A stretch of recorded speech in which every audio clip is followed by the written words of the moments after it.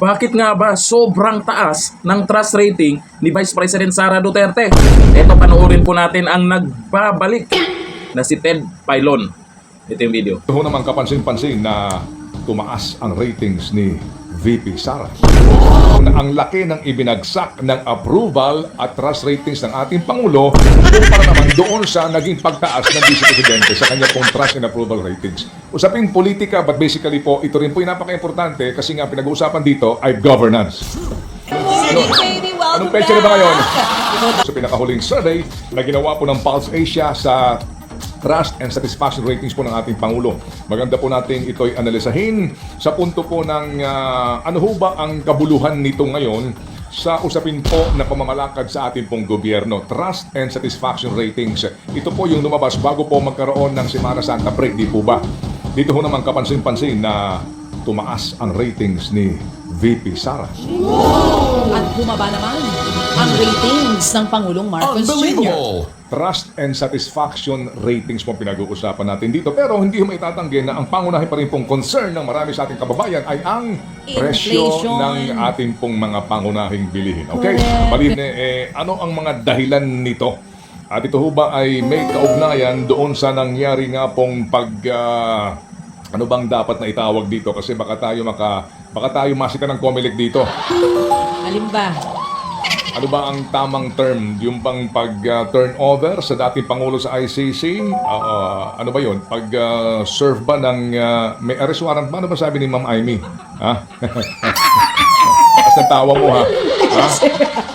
Oo nga. Ewan ko kung magkakaroon pa ng susunod na ano doon. Pag-usapan po, investigasyon. pag-usapan po natin ito, mga kapatid. Kasi alam nyo, malaking bagay po basically din sa governance yung trust no, ng tao doon sa namumuno. And yung approval naman doon sa kanya mga ginagawa. Correct. Opo. Pero kasi ang tanong lang po dito, ito ba'y makaka-apekto ngayon sa governance actually? Kasi hindi ka naman kandidato eh. Di ba?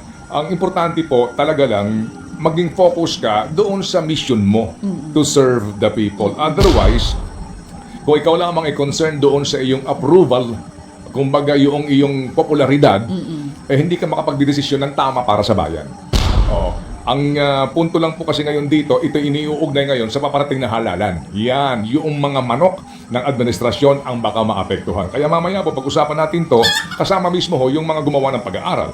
Dito po sa sinasabi nga po na ang laki ng ibinagsak ng approval at trust ratings ng ating Pangulo kumpara naman doon sa naging pagtaas ng Vice Presidente sa kanya pong trust and approval ratings. Usaping politika, but basically po, ito rin po yung napaka-importante kasi nga pinag-uusapan dito ay governance. Alright, you know what I'm saying? I know what you're saying, pero okay lang, wag ka malungkot PBBM dahil hindi ka naging isa. Meron ka mga kasamang bumaba din ng ratings. Oo, sabay-sabay kayong lahat. At hindi rin nag-iisa. Si VP Sara na tumaas yung ratings, ha? Ang mga manok ng PDP laban. Ano yan? Nagsitaasan. Sandali, yan ba'y bumaba forthwith o... Forthwith to. Mabilisan ito. Kasi ngayon, forthwith, baka nasa bakasyon pa rin siya.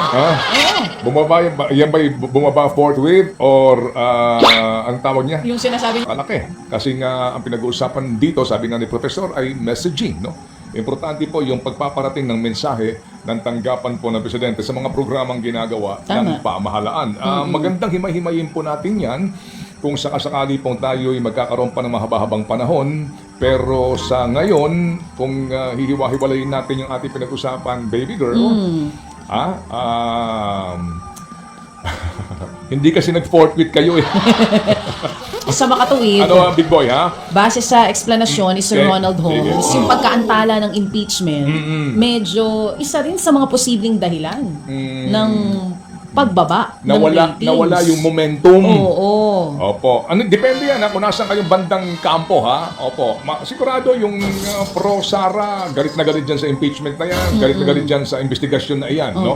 Opo. Pero doon po namang humihingi ng sinasabing accountability, pananagutan, gustong-gusto po talaga na matuloy na yan, malantad na. Totoo bang may ebidensya o wala na magkaalaman na? But basically po dito, di ba sinasabi nga, may pag-aaral na noong panahon na nalalantad itong mga piatos-piatos na ito, bumababa ang survey. Yes, ang ratings po ng Vice Presidente. Yes. Nahinto. Yes. And then hindi nag-forthwith si Escudero. Oo. Okay, ngayon sa pagkakataon naman na iyan, pinaaresto o ina-turn over o sabi nga Isinurrender. Pwedeng sinurrender daw. din, oo. So nag-iba ang ihip ng hangin, Oo. yung sentimiento at simpatya napunta doon sa kabila. Oh, nakaganda pa sa kanila. Alright, Oo. so ngayon ang sitwasyon mga kapatid, maghahalalan kaya apektado daw itong mga manok ng administrasyon. Correct. Oo. Okay, ang tanong lang po naman dito ay, sige, so sa ngayon na itong sitwasyon, ano pa ang pwedeng gawin ng administrasyon? Nang sa ganon, hindi ito dumausdos ng lubusan at mapunta ka talaga sa negative na hindi ka na makahulagpos doon sa kumunoy ng paglagapak ng iyong trust and approval ratings. Dito na po, sinasabi nga, kinakailangan ng konkretong aksyon at mga pagpapakitang gilas ng hindi mismo ng presidente kundi ng kanyang gabinete. At dito po, hindi ako mangingiming sabihin, baby girl, na dito si Vince Dizon ang isa sa mga plus factor. Isa lang siya eh. Isa lang siya. True. Hindi ba? Isa lang po siya. Sino pa? Sino pa ang miyembro ng gabinete na pwede pong magpakitang gilas na totoong may ginagawa ang pamahalaan para sa ikauunlad ng buhay ng mga Pilipino? Sino? O dahil hindi rin ito pwede na puro ka lamang mga salita dito.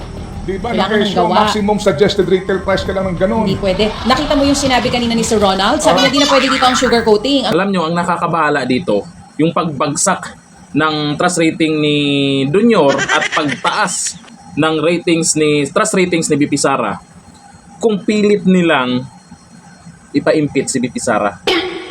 Kasi sa trust rating ay makikita natin na talagang maraming naniniwala kay BP Sara. Ngayon, itong si BP Sara ang may pinakamataas na trust rating, tapos ito yung gusto nilang ipa-impeach, ay hindi natin masasabing magkakagulo, pero marami talagang aangal dyan. Marami talagang ayaw na mapa-impeach si BP Sara. Baka naman mas gusto pa ng karamihan na ma-impeach si BBM. Kung gano'n, kasi yung trust rating bumagsak talaga. Kaya yung pa-impeach na yan pagkatapos ng eleksyon, dito nyo titingnan kung sino yung pinaniwalaan ng taong bayan.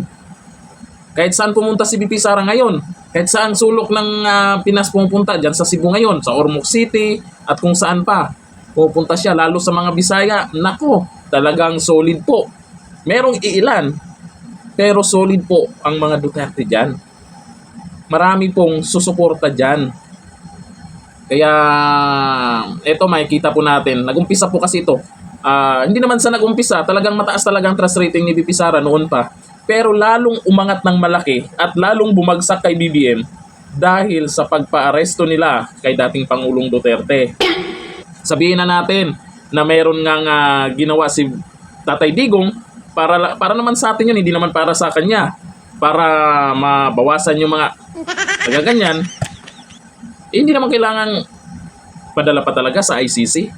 Sa dami pong may mga pangulo din natin, pangulo din nakaraan na napakulong. Hindi naman pinadala sa ICC. Bakit tanging si dating Pangulong Duterte lang ang ginawa ng ganyan? Dahil ba yung nakaupo ay sinasabihan niya na ganyan? Nakikita po natin na politika lang po ang dahilan. Kaya magkaalaman pagkatapos ng eleksyon yan kung itutuloy nila yung pagpapa-impeach kay BP Sara. Yung taong bayan, hindi mananahimik yan. Nagsimula nang lumabas yung pagkapa-aresto kay Tatay Digong. Nakita nyo naman yan.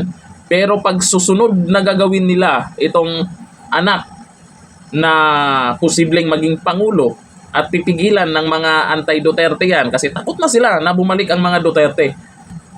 Hanap sila ng paraan paano mapigilan. Isang paraan, ipa-impeach si BP Sara para hindi na pwedeng tumakbo pagkapangulo.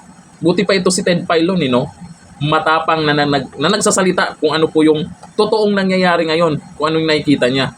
Pero yung matapang din na si mga tulpo, pagdating sa ganitong issue, tahimik Pero sa issue ng pamilya, ang ingay nila. No?